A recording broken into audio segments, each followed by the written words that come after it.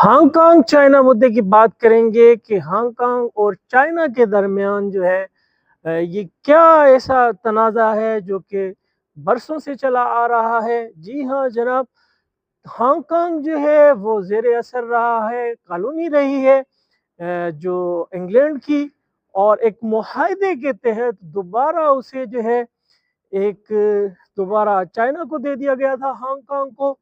और एक आपस में एक मुआहदा तय पाया था कि 50 साल तक जो है इसमें एक सिस्टम चलेगा, मुल्क एक ही रहेगा, लेकिन दो निज़ाम इसमें चलेंगे।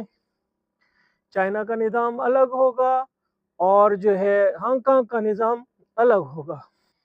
इस मुआहदे के तहत जो है अदलिया, इकानमी और जो इंतज़ामी मामलात हैं वो सब हांगकांग गवर्नमेंट देखेगी, और दिफा और फ़ॉरेन के जितने भी जो सिलसिले हैं वो उसको चाइना ही ट्रीट करेगा, चाइना ही उसे संभालेगा।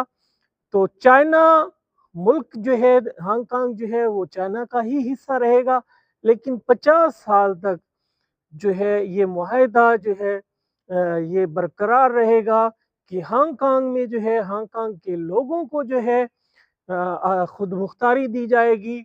एक मुल्क दो सिस्टम के तहत ये निज़ाम चल रहा है, लेकिन हांगकांग के लोग जो हैं वो हमेशा से ये इल्ज़ाम लगाते आए हैं कि चाइना जो है उनके हकूक़ जो है, आज़ादी राय हो गया और बहुत सारे किस्म के हकूक़ जो है वो सल्ब किए हुए हैं, और चाइना जो है उन पर अपना असर रसूख रखता है।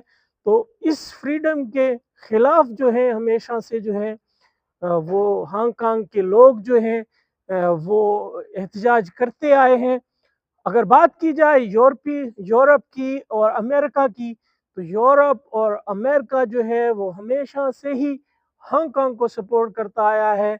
चाइना और अमेरिका जो है वो हलीफ हैं आपस में, तो हमेशा से जो है चाइना को अंडर प्रेशर रखने के लिए वो जो है हमेशा से हांगकांग का साथ दिया है, और हमेशा हांगकांग की तरफ जो है उनकी पींगे बढ़ाई हैं उन्होंने।